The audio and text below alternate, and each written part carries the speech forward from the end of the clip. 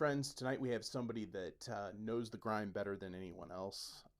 He is a graduate of Olympia High School. He's former teacher and coach at University High School Normal, and is the current athletic director for Pontiac High School here in Illinois. So help me to welcome John Neisler.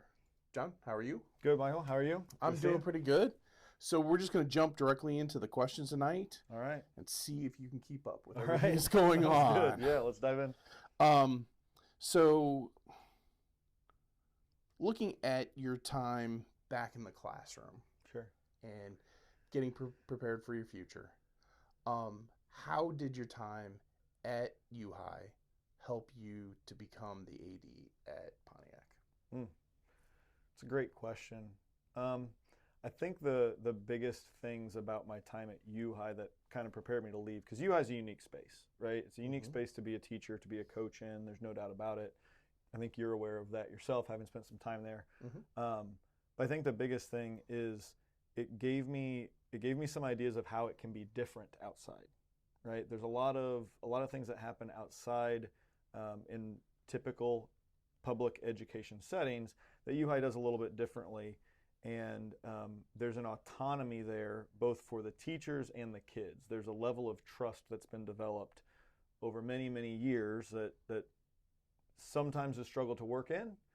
But I saw that as an opportunity to go out and go, oh, I can take this trust somewhere else. I can teach some other institution how to do this, right? And so I think that's probably the biggest thing, is just seeing the level of trust that the kids were given, as opposed to the level of control that is seen in a lot of other schools, if that makes sense. Okay. Can we delve down on that just a little bit more? So I guess I would say the lab school is a little bit more of a fishbowl of sorts of, it's a very controlled environment. It's controlled on who comes in there. Where you have at Pontiac, I mean, if they're there, they come. So. Yeah.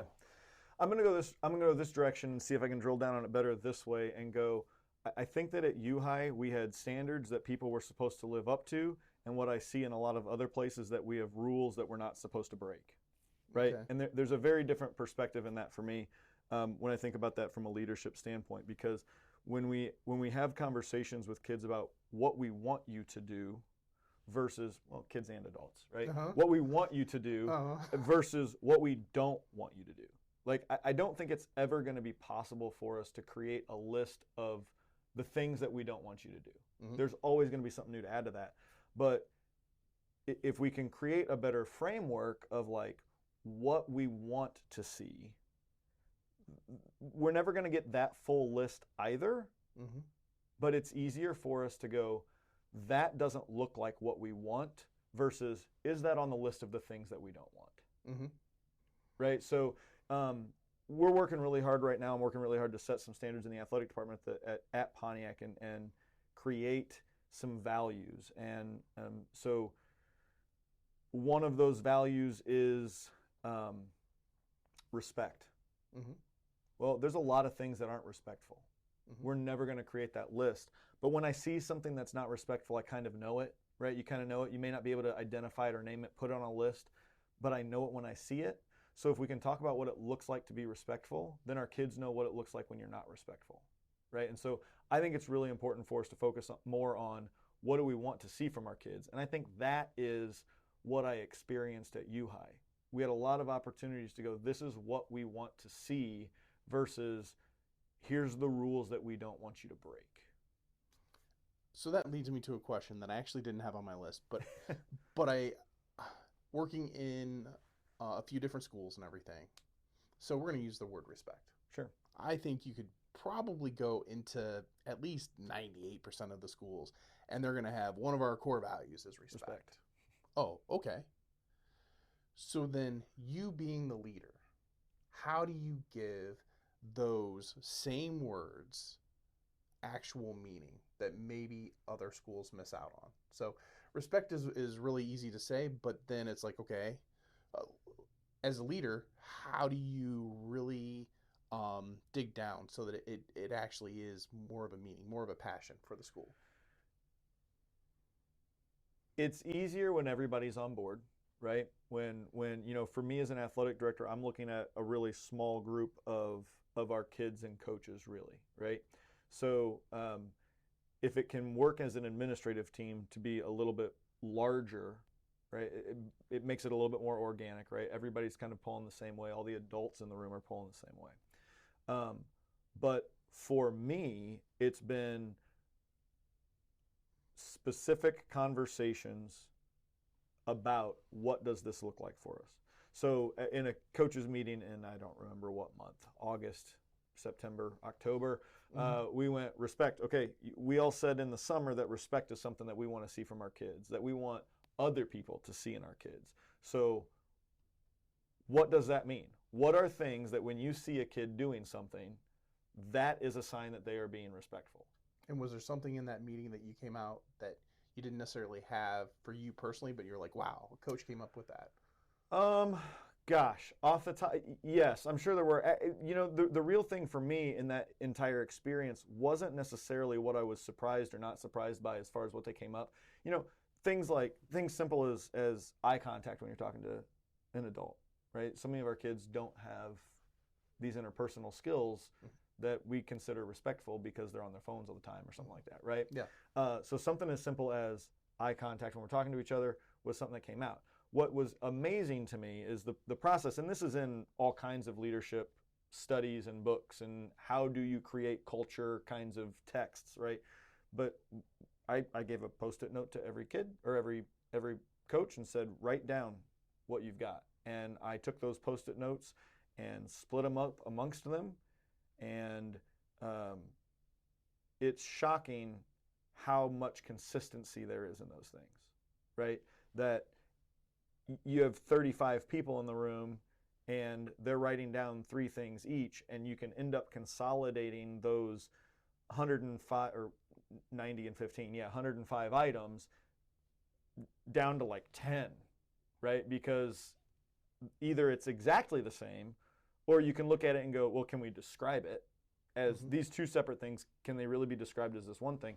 And so what amazed me in that process that we went through it was the consistency with which all of the adults in the room said, these are the things that we think of when we think of respect. These are the things that we think of when we think about a student athlete that's disciplined and committed to our programs. When we see somebody who has positive, self-talk and body language, here are the things that it was the consistency that surprised me more than really any one behavior or trait that I went, oh, I didn't think about that as something. Okay. Well, the one thing I was going to say here is I think maybe you have just solved the problem with politics, because the laws that we come up with are about regressive instead of progressive, of trying to say, hey, here are the things we want from society. It's all about the things that we don't want us to do. Yeah, my wife and I have this argument every now. It's not really an argument, right? But I've said for a long time, like, you won't legislate good, right? Like I believe that. Like we won't whether it's at the school level, at the team level as a coach, right? Like we aren't going to legislate, create rules into making people good. There has to be some other moral standard. The problem is that we can't agree on the moral standard these days, right? And that becomes the real, well, what does it mean to be whatever it is on a national scale?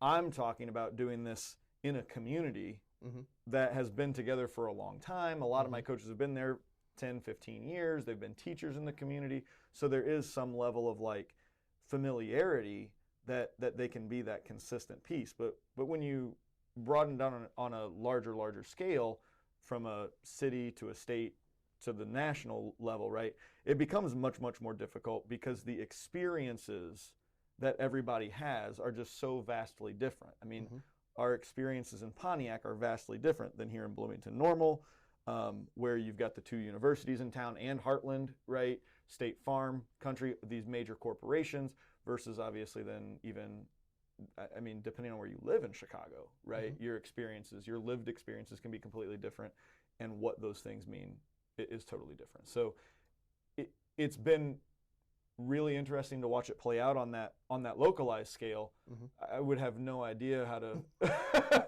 Yeah, I'm not. This is not my announcement of any sort of politics, right? If you would, you and I'd be writing a book. Yeah, right, exactly. Yeah. I'd like to thank our sponsor today, Roadrunner Real Estate. They are a full-service real estate company that helps people buy, sell, and lease their properties. So if you're out in the market looking for any type of real estate, they have decades of experience and they can help you with any of your real estate needs. So thank you for watching, and please help our sponsor. Delve back a little bit from your past. And I know it was as a student, but I think there are a lot of characteristics that are the same as Olympia and Pontiac that are out there. And so how has that time being at Olympia helped you, or maybe even given you some bridges that you've had there at Pontiac? Because, I mean, we'll hit with a little bit. Because of the advantages of UHS, sometimes some of the other teachers, people are like, oh, look at all the stuff they have. And being there, you know that's not necessarily reality. It's just different than what the other schools are. But how did your past help you as you were able to take that transition? The communities themselves are actually surprisingly similar. What I didn't know about Pontiac when I went there is that it's not just Pontiac. It's Pontiac Township High School, right? So Olympia, where I grew up, we had Minear Armington grades. At the time, we had 6 grade schools that fed into Olympia. I think they're down to 3 at this point. They closed several of them, I don't know, 10 or 15 years ago. But when I was there were 7 small communities: Minear Armington, Hopedale, Stanford, Danvers, McLean, Waynesville, and Atlanta. So 6 that fed into the high school. Pontiac is similar. We've got the junior high, but then we've also got Sonneman to the east, Rooks Creek, Graymont to the west, Odell to the north. St. Mary's is the Catholic school in town that also feeds, and Odell also has their own Catholic school that feeds in. So we've got 4 or 5 feeder schools that really come in. Grace Christian is another one of our feeder schools right down the road from the high school. So I can remember, I was just recounting this story to somebody a few years ago. I can remember as a 6th grader, we had our primary basketball tournament was just all the feeder schools playing each other. Like that was what our basketball season basically was. Minear Armington plays Hopedale at Hopedale, and then Hopedale comes to Minear Armington at some point, right? And so it was like a 14-game season or whatever. And it ended with a big tournament out at the junior high. And I can remember during that tournament, one of our guards just absolutely plowing into another guard. And then all of the chatter about, kind of like, oh, they're going to have to be on the same team together. How's that going to work out after this hard foul? And, that sort of, what was at one point these 7 individual teams, we're all going to have to come together. And not only the problem of being 7 individual teams, but we were 7 individual 6th grade teams.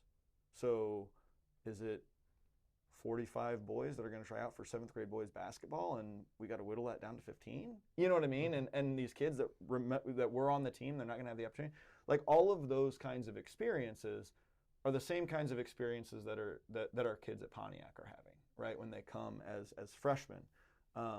And so I think from an athletics standpoint, I think about how do our coaches experience that as well, right? Because that means I've got 4 different feeder programs who are all doing something a little bit different. We've got all different skill levels coming in. We've got all different, that experience of having lived that kind of helps me with the perspective of our kids coming in and what our coaches are experiencing as well. Not only is that feeder school thing, but it's also rural. Like Pontiac is more of a rural community than I think most people give it credit for as well.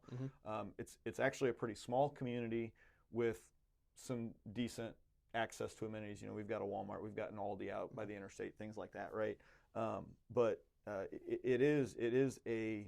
it functions like a small community. Everybody knows everybody, and everybody knows what's going on and that kind of thing, right? So that was a little bit of the experience growing up at Olympia as well. Each little community kind of knew what was going on, And then on the broader scale, when they all come together at the high school, now everybody knows what's going on in everybody's business, right? Mm-hmm. So, yeah, there are pieces that have been super helpful, and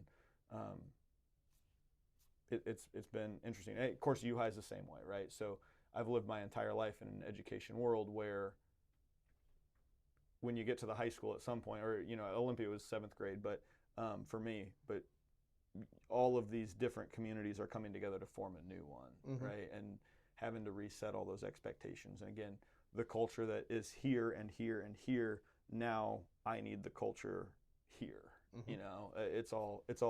It's all been very similar in my life. So Mm-hmm. So that leads to the question of how hard was that transition, or what things did you struggle with when you went from whistle to the desk? Some of it, I'm going to describe it as control, right? But like watching coaches do things and thinking, I'm not sure that's how I would do it. And then like and I still try and figure that out, right? On a day-by-day basis. Like how do I make my coaches look more like me? I feel like I was a pretty good coach. My dad was a great coach. I worked under great coaches, worked with great coaches, right? All through my time at U-High. I work with great coaches now at Pontiac. But there's some level of like, I know how I would make a decision and how I process through how I make a decision. And it's the hardest thing for me has been having to sit and watch and just hope and pray that those other coaches process through a decision the way that I would, right? And that then I can defend it to a parent or the Mm-hmm. community or whatever it is, right? And again, doing everything that I can to get them to process the way that I do. Mm-hmm. So I did a little bit of research here, and for those that don't know their history, we have Chief Pontiac. It's Mm-hmm. not just a muscle car that they stopped making in 2009. It is a actual individual Mm-hmm. that had a lot of leadership things that he had to deal with. But number two was, at the end of it, he didn't win. Yeah. So I'm going to ask you just a few questions kind of based on some of the things that he had to deal with. So from his history, there's the Pontiac War that he went through. And for those that don't know, he unified all of these Native American tribes together to try and beat the British, if I have my history correct. So as I look at you, you're not trying to unify all of these different tribes from all around the county. You're trying to get football to understand that cross country has some reason for existing. Sure. As basketball that's there. And so you have all these different coaches that have their different viewpoints. You kind of alluded to this just a second ago. So what is the John Neisler way of saying, hey, we're going to unify all of you because first we're Pontiac, then we start to break out of, yes, you are your individual sports that I want to have, these, but if we don't come together as a team, we're all going to fail. One of the big things is that something that has significantly changed in Pontiac over the last 15 years is our student population, and I mean the size of it. So when I was in school competing against Pontiac at Olympia in the Corn Belt, Pontiac was the big school, 900 to 1,000 kids, and was a 2A school, and back then it was two classes in basketball and all the major sports. So Pontiac was a big school. Today we've got about 600 kids walking the hallway, right? So we've lost about a third of our student body, and that changes things significantly, right? There's so much more need to share kids across programs. So one of the things that I heard pretty consistently when I came to Pontiac was, when I get kids in my program, or kids don't want to be a part of my program because when they be a part of my program, I hold them to a different standard than is held at whatever other program. Or they're going here because I hold them to a higher standard, and so I'm not getting kids. And if that program would hold them to a higher standard, then maybe they wouldn't leave my program, right? Or by the time they get to me in the spring,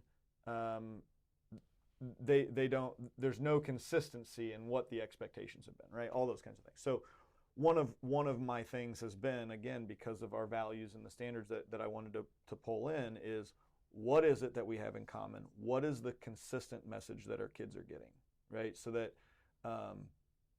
we don't get that animosity of, well, you as a coach or you as a program aren't holding to the same standard, and that upsets me, or it makes my job harder, right? We hear that from teachers a lot in the classroom. You know, when some teachers let the phones be out and some teachers don't, that makes somebody's job a lot harder. Well, Mr. Neisler doesn't make me keep my phone out. I don't care if Mr. Neisler doesn't make you keep your phone out. You're putting it away in my class. You know, that kind of stuff. So that has been a part of it, is the consistent values, and I think that's, you know, I don't know my Chief Pontiac history quite as well, but I imagine that is part of what he had to do to unify those tribes. Is there had to be a consistent message and a consistent mission that they could all get behind and go, yeah, we're on board with that, you know. And so that has been kind of the first thing that I've tried to do. It's been a long process. And the goal for next year is to kind of really intentionally push it away from myself and go, coaches, own this. Talk about these things in practice. Spend 10 minutes a week. It's okay. The skills that you're developing aren't going to just absolutely fall apart in 10 minutes, you know. And get it spread more out from me, not just me giving the message, but you guys take the message out. And to backtrack a little bit, I'm doing it on Tuesday mornings with a small group of kids that want to come. I've had about 10 kids coming. We consistently talk about mental performance skills and culture and values, behaviors that we want to see, behaviors that don't meet, you know, the standard, the expectation. And so it's now going, I'm now looking at going, okay, our year is coming to a close, right? Like, that's where my mind is already in February, is I've got to start planning for what August and September look like for this. And how do I take it from this room of 10 kids and 4 or 5 coaches that are consistently coming and go, okay, you guys do this and feed it to our kids so that it can actually be transformative for everybody, not just these 10 kids in the room. Do you have a story or something that you can tell that you can say, hey, this time was well spent, and kind of that aha moment where you're like, hey, they're starting to kind of get it?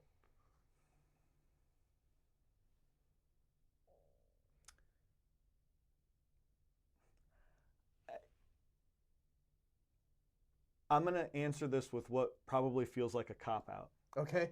But I say this consistently to the kids on Tuesday mornings, that change and habit building happens through small, consistent actions. It is not, and I take that to gameplay. Games are more often won by consistently doing the right things than they are by hero moments, right? So when you ask me about, do I have a story where it was just this aha moment, it's more the consistent viewing of what's going on. When I talk to my coaches, and I'm hearing more and more coaches say, one of our values is resilience. And I just heard one of my freshman basketball coaches in the locker room at halftime this week talking to the kids about being resilient in the second half, right? Using that language. So my football coach, we were talking about, they've got community, and I'm not going to remember all of their stuff, but we were sitting and talking the other night. How often do you talk about those things? I try and begin every day and end every day talking about that, right? So it's seeing and listening to my coaches start to consistently have these things, because once they get it, the kids will get it, right? Like it's got to start there and kind of flow out. So I don't know that I have a single moment where it's like, it's finally clicking, but it's those small, consistent interactions, right, that make me go, okay, something cool is happening here. It's taking its time, but something cool is happening here. Yeah, so one of the things I would say about change is I would compare change to the Titanic. Yep, big ships turn slow. And life is the rudder. Yeah. And the problem with the Titanic is that it was too big and they tried to turn it too quickly. Yep. And it just didn't have enough time and it hit the iceberg. Yeah. And so if you want things to be consistent and good, you want to make sure you give that rudder enough time so the change can actually happen out there, or you're going to hit the iceberg at the end of the day. Yeah. It's funny when we think about these things, you know, I just, in end of July, at our coaches meeting at the end of July is when we kind of boiled down to these 8 skills. Brett Ledbetter refers to them as skills: performance skills and moral skills. Performance skills being things that we do individually to make our performance better. So listed in that list for us is being positive, being resilient, being disciplined, and being accountable. So those are how we interact with ourselves to get ourselves out of bed in the morning to get better, right? And then moral skills being how we interact with others. So for us, that's respectful, unselfish, encouraging, and loyal. Those are the 8 things that my coaches this summer came together and went, when we walk off the field, that's what we want our community and our opponents and people watching to say, wow, that's a disciplined team. Wow, that's a respectful team. Wow, they're encouraging each other. Wow, that's what we wanted, right? So that was in August. And I think in December we finished going, okay, what are the actions that we see? And I did that with my coaches, and now I'm doing it with the kids on Tuesday mornings, right? The last 4 weeks we've gone through a performance skill and a moral skill and gone, what are actions that that either you take yourself or you've seen somebody else take that are above the line, right? That meet the standard or are above the standard. What are actions that you've seen people take that are below the standard? And that we don't want them to do, right? Like that's the do not do list that we're never going to get, right? The more important list is those above the line. That's what we want to see. And when you do something below the line, we can go, whoa, is that above the line for standard? I've had that conversation with several kids this week already, right? Being able to just relate it back and go, it's below the standard that we set. Before we get started today, I have a couple things I'd like to ask for your help with. The very first one is if you'd like our Facebook page, so that way you can get the latest updates.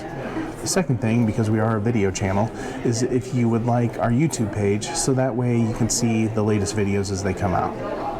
It's not about the clicks, it's about the local voices that we get to provide, and yours. So if you have any comments or anything you'd like us to know about, please provide those in our comment sections. So once again, thank you for being a part of RoadrunnerZX. Friends, thank you for watching the first part of the video with John Neisler, the AD of Pontiac High School, and talking about leadership. I'm Michael McFarland, your host, and I look forward to seeing you again next week.